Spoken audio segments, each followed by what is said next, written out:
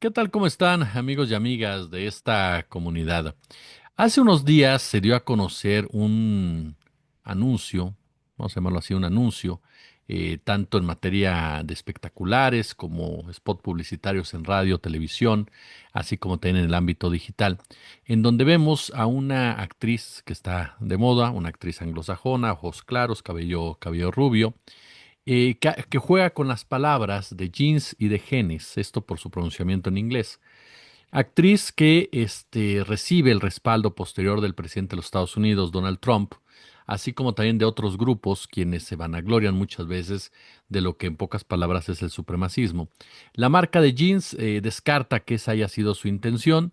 Sin embargo, comienzan entonces las discusiones respecto a cómo se juega con las palabras y cuál es la intencionalidad que tienes en el marco, en el escenario de una ultraderecha particularmente que cada día se posiciona más en el mundo con diferentes actores. Vamos a profundizar precisamente sobre este tema y se encuentra con nosotros mi querido José Aguilar, a quien saludo con muchísimo, pero muchísimo gusto. ¿Cómo estás, José? ¿Qué dices? ¿Qué tal, Jesús? Muchas gracias por la invitación. No, hombre, nosotros siempre honrados de poder aprender de ti. Y lo primero que te preguntaría es, ¿cómo leemos este tipo de campañas, este tipo de juego de palabras, este tipo de descripciones físicas en donde vemos a una persona anglosajona literalmente hablando de genes? ¿Cómo lo enmarcamos y dónde lo enmarcamos, mi querido José? Pues mira, yo creo que cuando se hace una campaña de publicidad hay muchas personas involucradas y yo creo que esta campaña sí tenía un poco de intención de generar provocación, generar conversación pública y lo logró. Es una campaña que, como bien ya dijiste, pues hace este juego de palabras en inglés entre genes, jeans, ¿no? Y los jeans, que son los pantalones de mezclilla. Pero lo curioso es que hace esa tesis al principio, ¿no? La actriz que describes, esta actriz anglosajona, empieza a decir que los genes se transmiten de los padres a los hijos y son los genes del fenotipo, del color de los ojos, de la personalidad.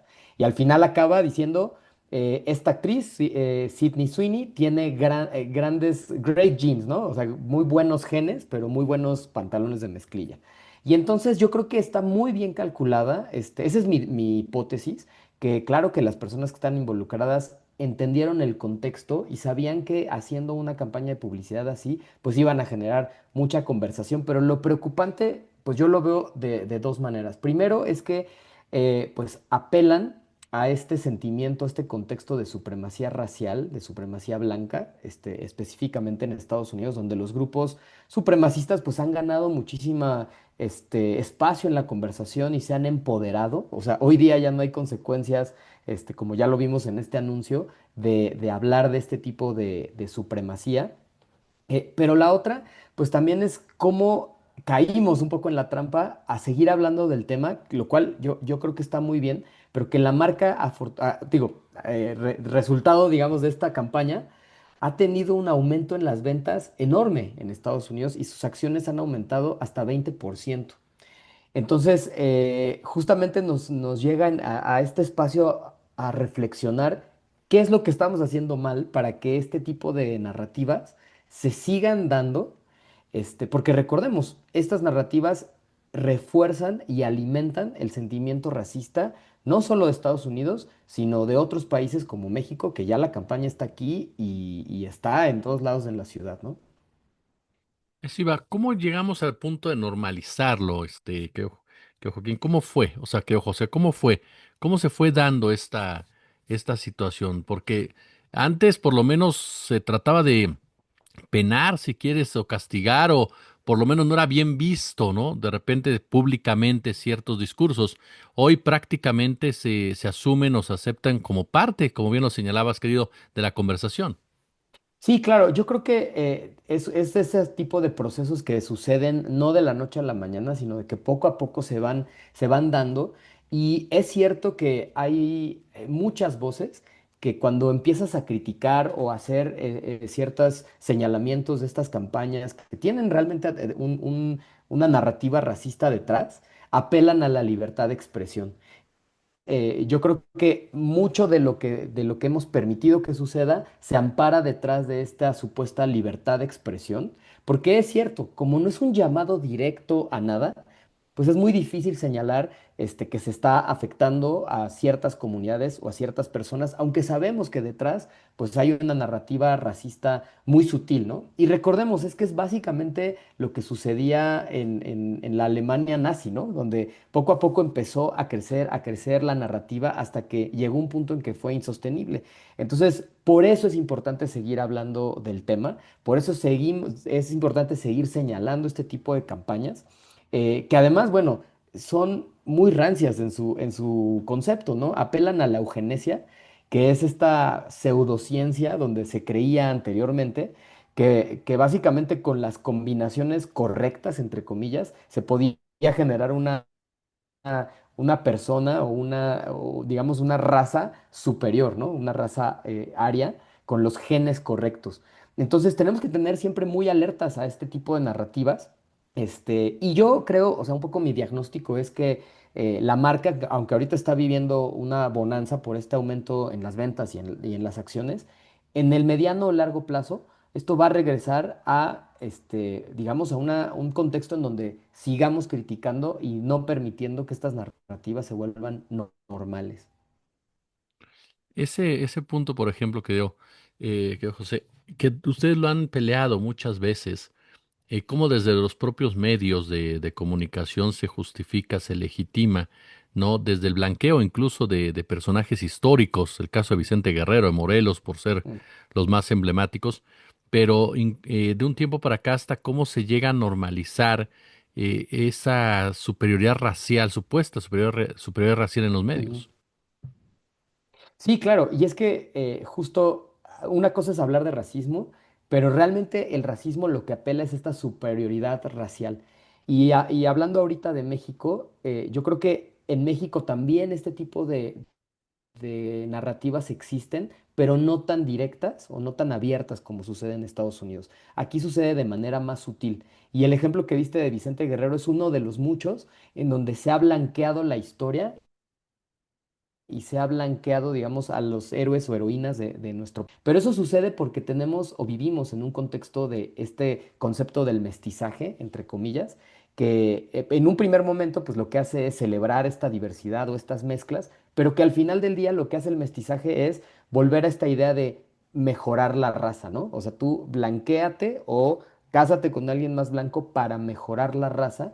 Y entonces al final del día el mestizaje acaba siendo este mecanismo de blanqueamiento y pues que obviamente le hace juego, digamos, a esta superioridad racial o blanqueamiento. Entonces, por eso también desde México tenemos que tener mucho cuidado con estas narrativas y sobre todo no solamente tener cuidado, sino hablar de ellas cuando están presentes, ¿no? En México no ha habido una campaña como esta de la grandeza de los genes o de los genes, pero sí lo vemos todos los días en los medios de comunicación. Como bien dices tú, si prendemos la tele, vemos películas, vemos qué roles hay, continúa.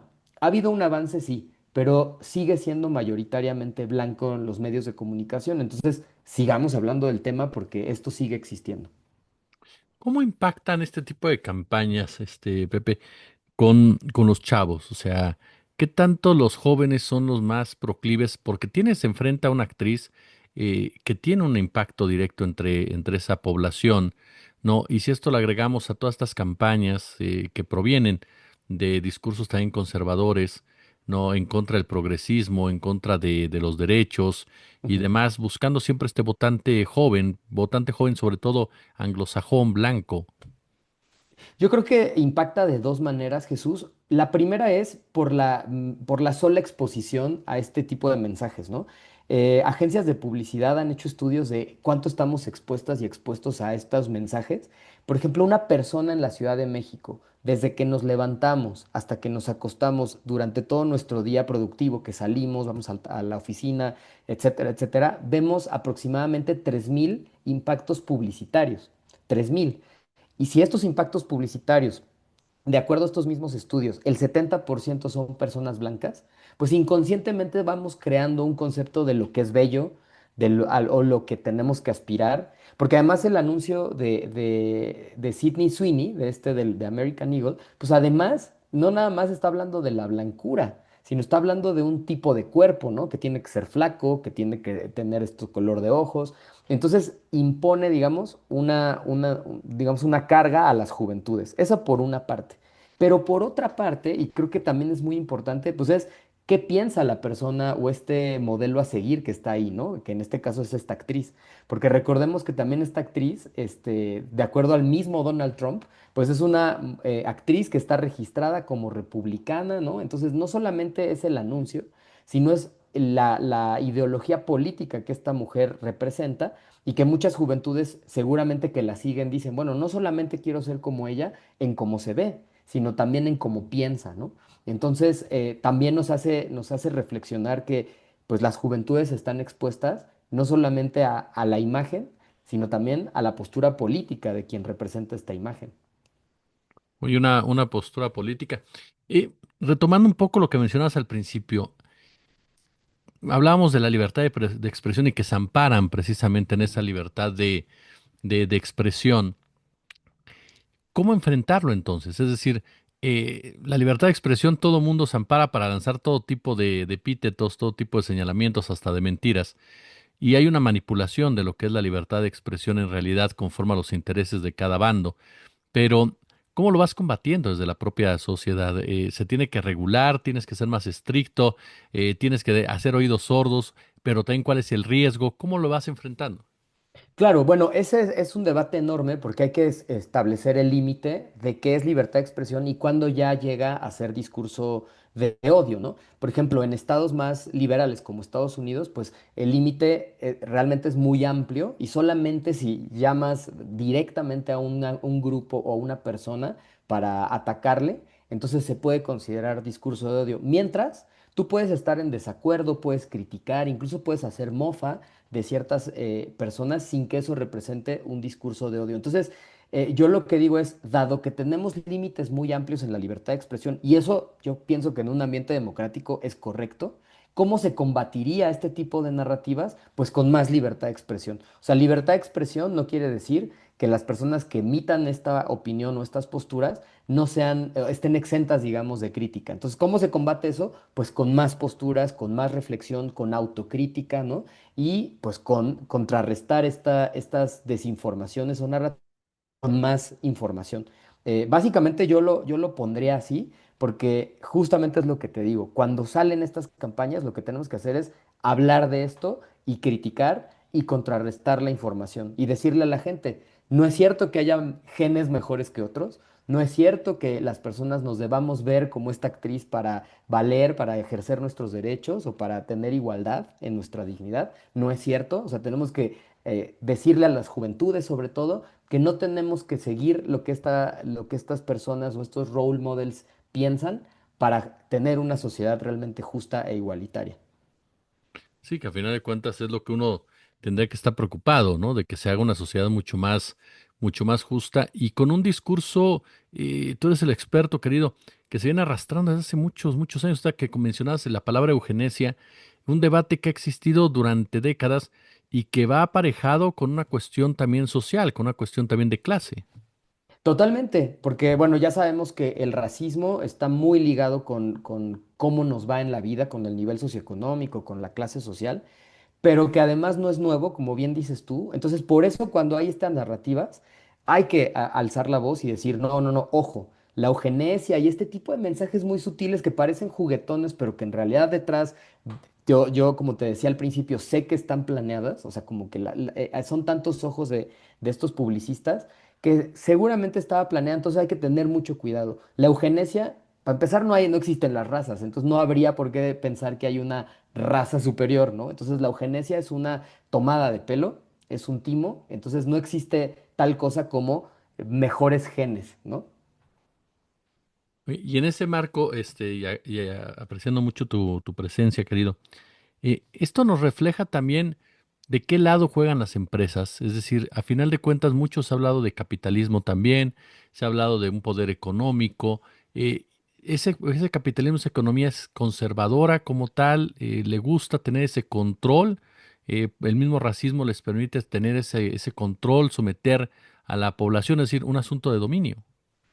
Sí, o sea, digamos que el racismo y el capitalismo han estado muy relacionados, pero no hay que olvidar que el capitalismo en realidad se adapta, ¿no? O sea, si el capitalismo existiera en una sociedad donde hubiera menos desigualdad racial, también podría existir, ¿no? Y lo vemos porque hemos visto anuncios no solamente con mujeres como esta actriz, ¿no? Que son rubias, delgadas, de ojos azules, altas, sino también hemos visto anuncios con personas de distintos cuerpos, corporalidades, tonos de piel. O sea, el capitalismo en realidad puede usar símbolos o tokens de acuerdo, ¿no? Al contexto, se va adaptando. Entonces también hay que tener mucho cuidado con de repente comprar discursos que vienen desde el capitalismo con esta idea de la igualdad, ¿no?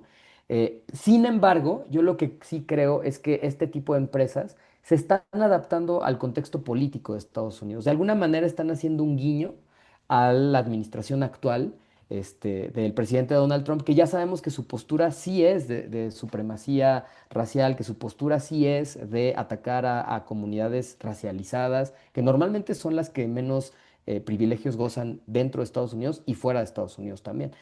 Entonces, en ese clave yo propondría leer esta campaña también. Mi querido y admirado José Aguilar, yo como siempre te agradezco muchísimo el tiempo que nos dedicas y que nos permites, te reitero, aprender de ti en este tipo de temas. Muchísimas gracias. Al contrario, Jesús, gracias y siempre aquí dispuestos para platicar estos temas.